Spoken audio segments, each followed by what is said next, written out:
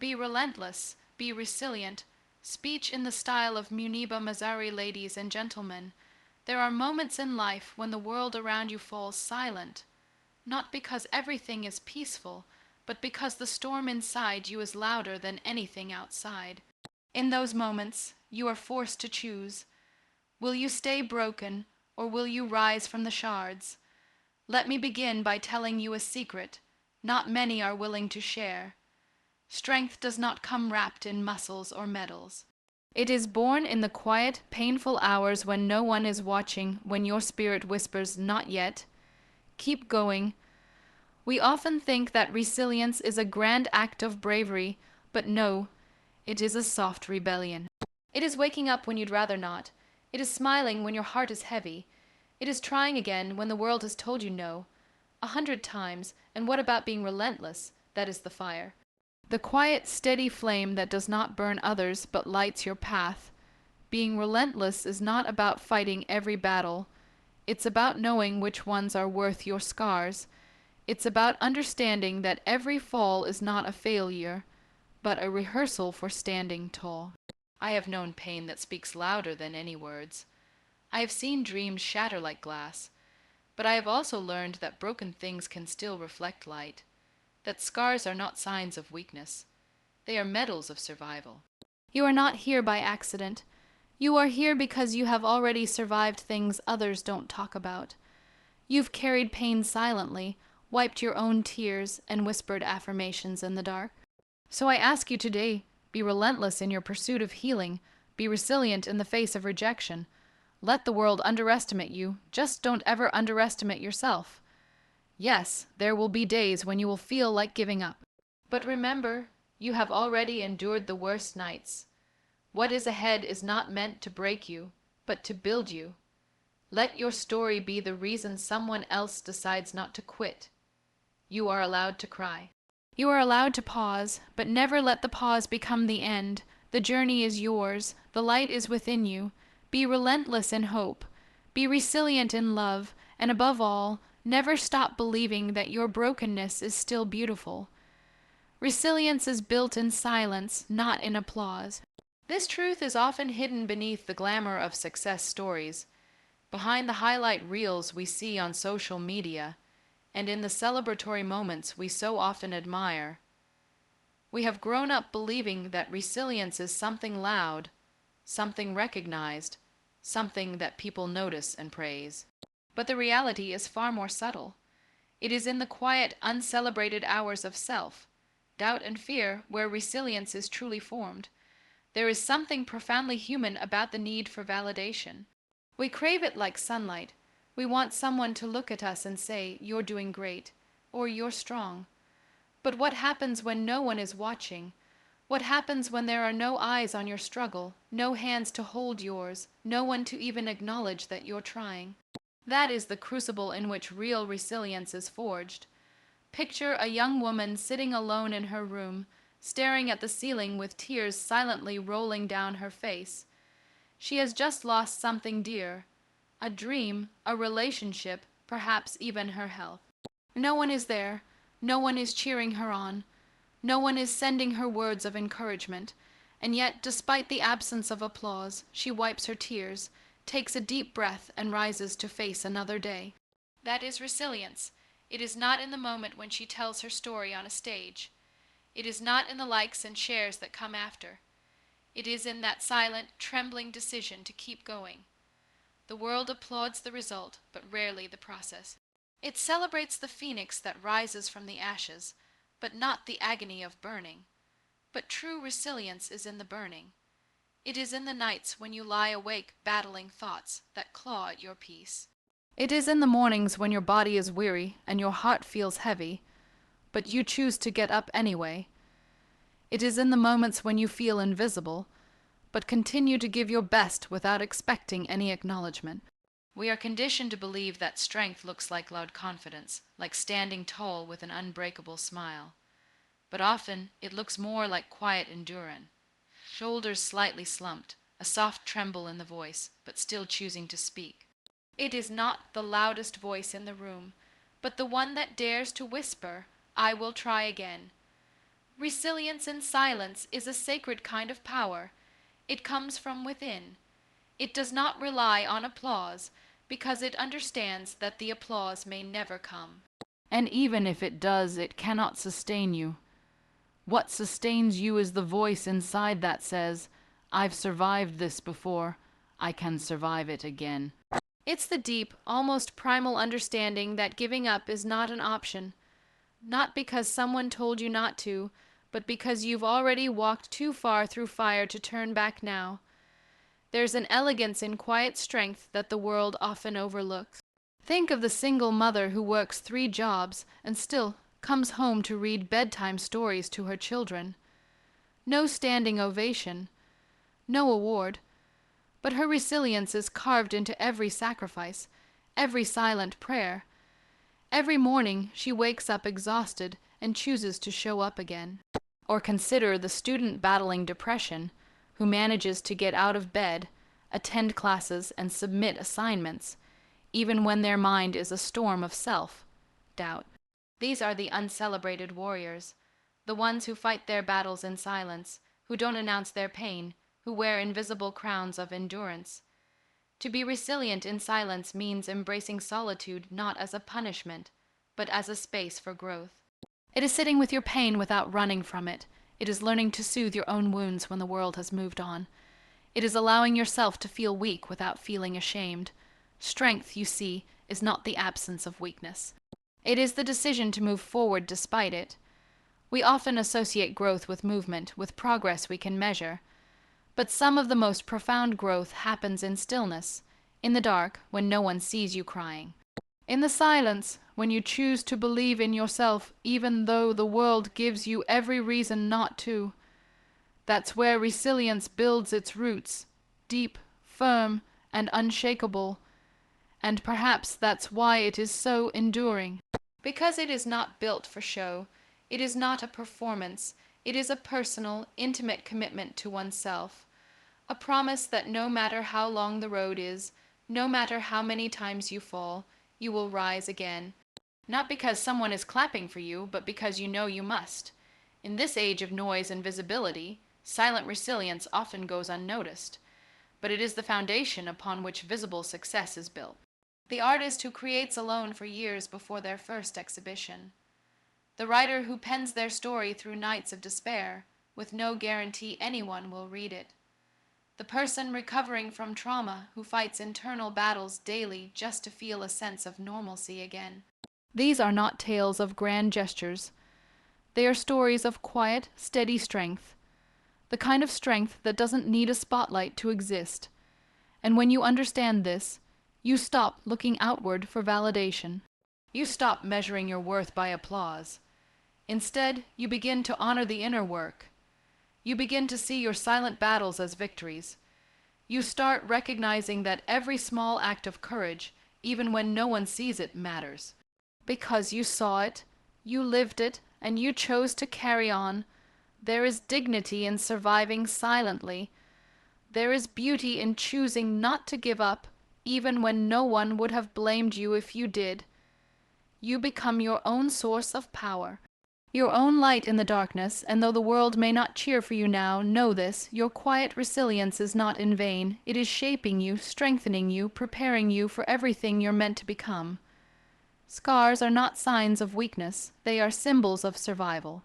We often live in a world obsessed with perfection, with flawless skin, with unblemished records and untarnished paths.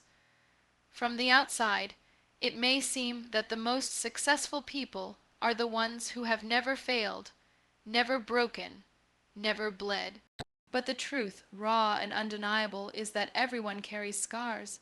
Some are visible, traced across skin like ink on parchment. Others are buried deep within the soul, invisible to the eye but heavy on the heart. And every single one of them tells a story, not of defeat, but of resilience, of enduring what could have destroyed us and still choosing to live. There is a quiet nobility in scars. They are not pretty. They are not delicate. But they are powerful. They speak of battles fought in silence, of nights spent in despair, of mornings that demanded strength when there was none left to give. A scar is not a mark of failure. It is a mark of healing. It says, yes, this hurt me. Yes, I broke, but I am still here, and I have mended. Too often, we are taught to hide our scars. We conceal them under layers of makeup, of smiles, of carefully curated stories. We act like they don't exist because we fear they make us look damaged, less worthy, less lovable. But that fear is born from misunderstanding. It is not the scar that makes us unlovable. It is the shame we attach to it. If we could only see our scars as signs of survival, perhaps we would treat ourselves and each other with more grace, more compassion, more humanity. Every scar is a lesson etched into the skin or the soul. A reminder of something that tried to break us, but failed. The scar on a mother's body after childbirth is not something to be ashamed of. It is the living proof of life brought into this world. The emotional scars left by heartbreak are not weaknesses. They are reminders of courage, of the ability to love deeply even after loss. The wounds left by rejection, failure, betrayal, they shape us, they teach us, they grow us. There is no shame in being broken. We are all broken in some way. What matters is what we do with the pieces. Do we hide them, ashamed of our imperfections, or do we piece them together into something stronger, something more beautiful? In Japanese culture, there is an art called kintsugi, the practice of mending broken pottery with gold. Rather than hiding the cracks, they are highlighted, celebrated, made more beautiful for having been broken. What if we saw ourselves in the same way? What if we wore our scars not with shame, but with pride, because the scar is not the pain? It is the proof that the pain has passed. It is the evidence that healing has taken place, that time has moved on, that you have endured. It is the punctuation at the end of a sentence that once felt like it would never end. It is the body's way of saying, you survived. You are still standing. Think of all the ways we carry scars. The physical ones are often easier to accept. Once the wound closes, we know what to expect.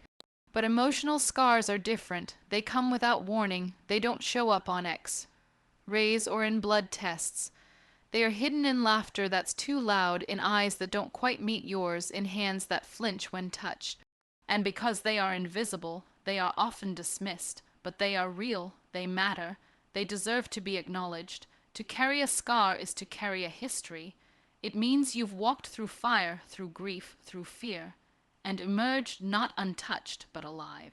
There's courage in that. Tremendous courage, the kind that cannot be faked or taught. It must be lived, and yet we are so quick to judge our scars. We wish them away. We think, if only I hadn't gone through that. If only this had never happened. But even pain has its place in our story. Even suffering, unfair as it may be, carves us into more empathetic, more grounded human beings.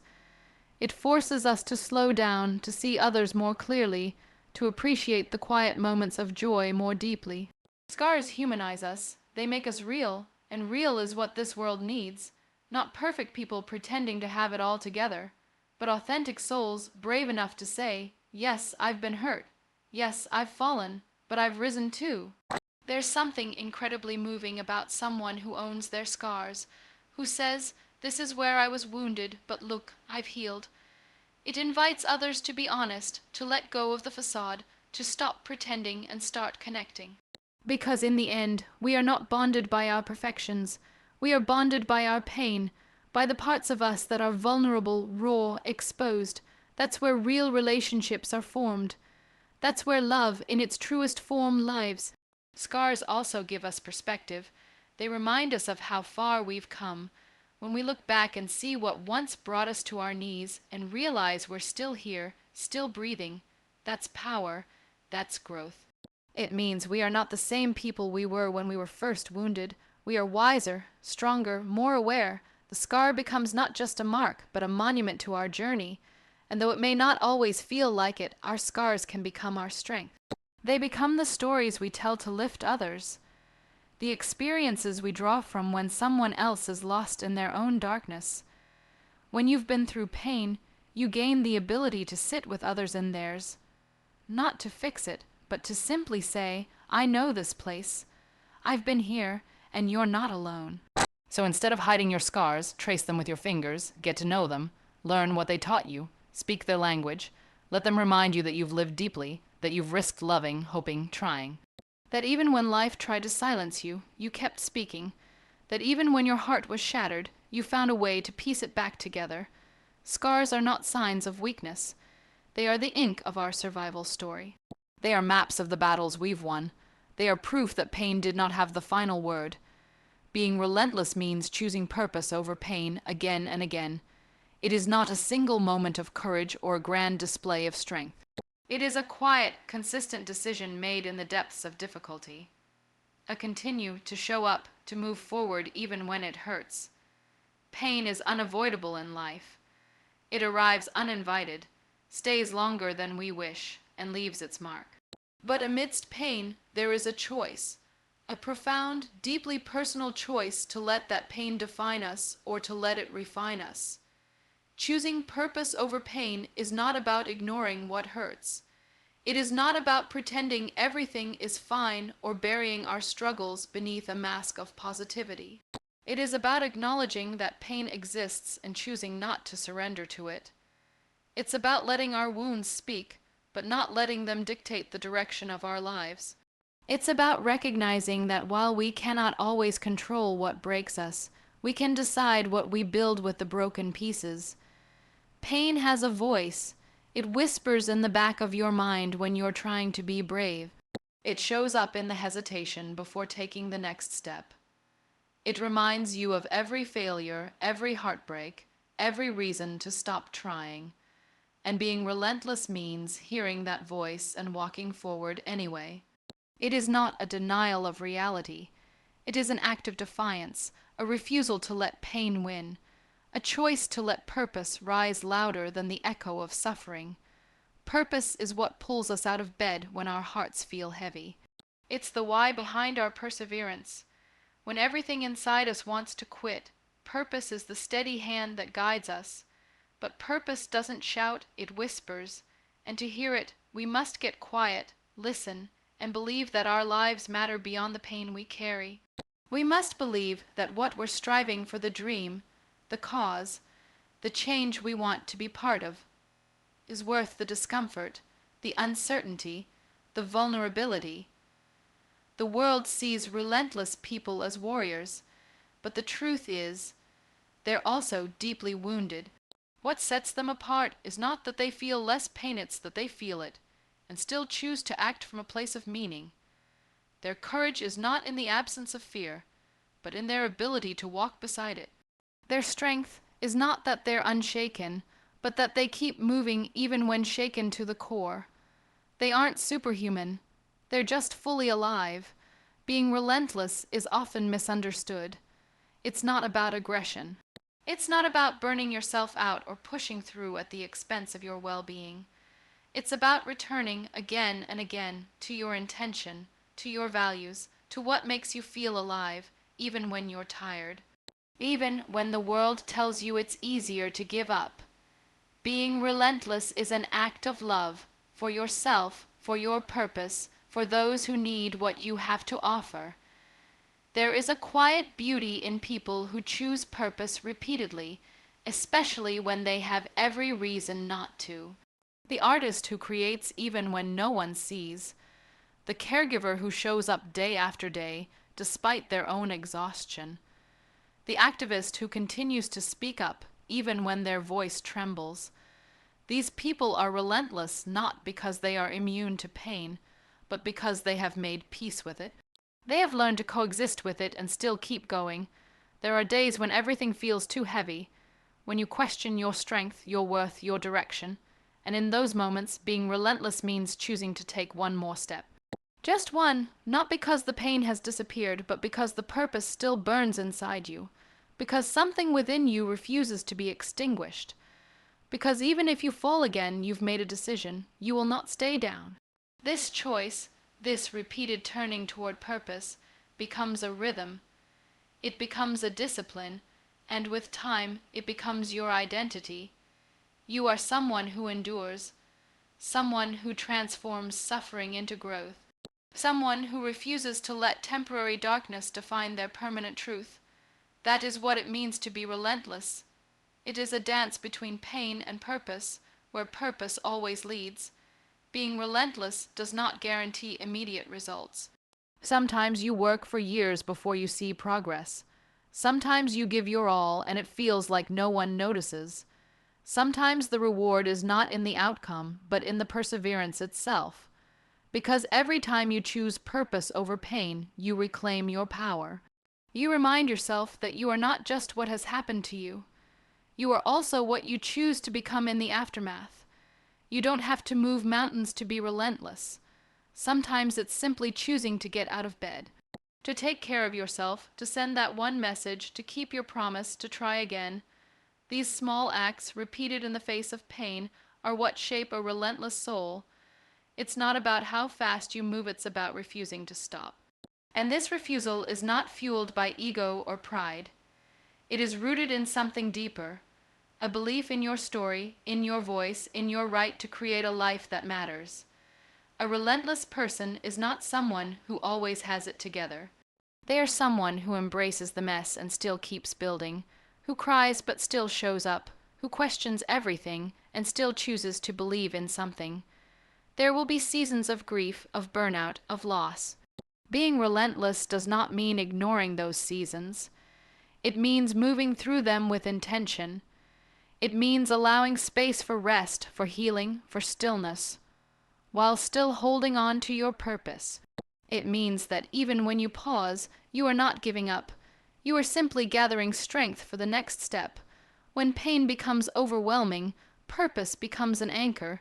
It reminds you of why you started, of who you're doing this for, of the person you're becoming through it all. It turns pain into fuel, not because pain is noble, but because it is real. And when something is real, we must find a way to live with it. Not by surrendering, but by choosing to respond with meaning. Being relentless means trusting that every moment of struggle has the potential to shape you, to teach you, to prepare you, that nothing is wasted, not even the tears, that inside the hardest moments lie the seeds of your greatest growth, and that by choosing purpose, again and again, you are carving a path forward one step at a time. Your brokenness can still reflect light. This is not just a comforting phrase or poetic sentiment. It is a truth rooted in experience, in suffering, in survival. We live in a world that often tells us to fix ourselves before we are worthy of being seen, heard, or loved. It teaches us to hide our flaws, to cover our cracks, to present a polished version of ourselves to the world. But what if it's the very cracks in us that allow the light to get in and to shine out? What if our brokenness, instead of making us less, actually makes us more capable of radiating something real, something human, something beautiful? Brokenness does not always mean a shattered life or a traumatic event. Sometimes it's the quiet accumulation of disappointments, the slow erosion of trust, the wear and tear of simply trying to live in a world that doesn't always understand your heart. It's the unanswered prayers, the silent battles, the nights when you feel invisible. It's those moments when your spirit bends under the weight of it all, and you're not sure if you'll bounce back. And yet you do. Maybe not in the same shape, maybe not in the same rhythm, but you rise, you exist, you carry on. To be broken is not to be useless. It is to be human. It is to have felt deeply, lost greatly, tried honestly. It is to have invested your whole self into something and watched it fall apart. And while the world may see only the falling, only the breaking, what it often fails to see is the quiet miracle that follows, the becoming. Because in that space between the shattering and the rebuilding, something sacred takes place. We discover strength we never knew we had. We find compassion, patience, and humility. And slowly, piece by piece, we learn to hold ourselves again, not as we were, but as we are now. There is no one who has lived without being broken in some way, and yet we are conditioned to measure ourselves by how untouched we appear. But untouched people cannot touch others. The ones who have known pain are the ones who truly understand how to sit beside someone in theirs. It is the ones who have wept who can recognize silent sorrow. It is the ones who have fallen who know how to lift others. Your brokenness, when embraced and understood, becomes a bridge, not a barrier. It connects you to others in ways that perfection never could. The most powerful light does not come from perfection. It comes from authenticity, and authenticity is born from brokenness, from daring to say, "This is who I am. I've struggled. I've been hurt. I've made mistakes, but I'm still here." There is a sacredness in vulnerability, in letting your true self be seen, even if that self is still healing, even if that self is still learning how to breathe freely again. People are not drawn to those who have it all together. They are drawn to those who are real. And the realness often comes from places you once tried to hide. There is an ancient art in many cultures of repairing broken pottery with precious metals, highlighting the cracks rather than concealing them. It is not an act of restoring the object to its original form. It is an act of honoring its history. The piece becomes more beautiful because of its breakage, not in spite of it. And so it is with people. Your brokenness is not the end of your story. It is a turning point. It is the part where you find new ways to love, new ways to see, new ways to be. Pain strips away what is superficial. It forces you to confront your truth. When you are broken, you stop performing. You stop pretending. And in that rawness, something pure emerges.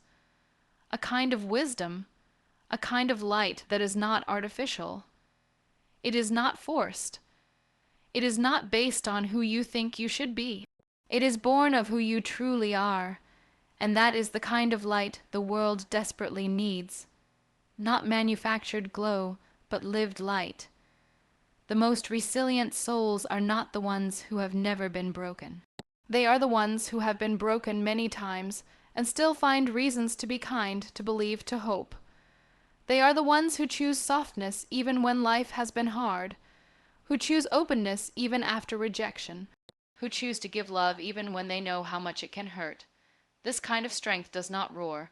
It does not demand attention, but it changes everything. Sometimes the light you reflect is not even for you. Sometimes your healing becomes someone else's guide. Your courage gives someone else permission to try. Your voice breaks through someone else's silence. The light that shines through your brokenness becomes a beacon for those who are still searching for theirs.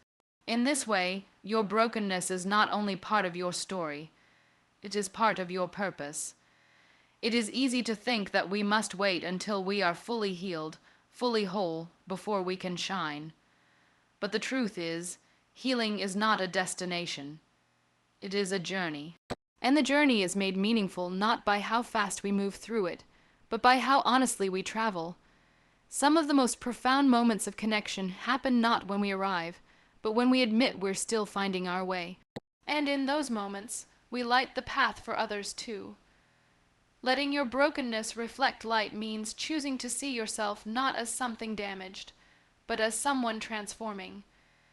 It means finding beauty not only in your victories, but in your vulnerabilities.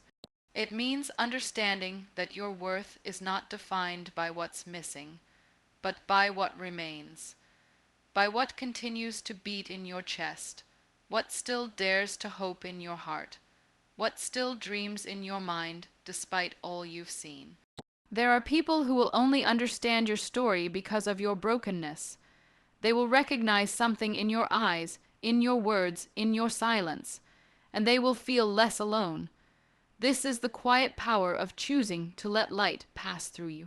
It is not loud, not grand, but it is life, changing, not just for you, but for others too. Your brokenness can hold light because you are still standing, because you have faced storms that tried to break you and you are still here, because you have walked through fire and now carry warmth, because you have fallen into darkness and now carry a lantern. This light is not a replacement for the pain. It is a companion to it. It does not erase the past. It illuminates the strength it took to survive it.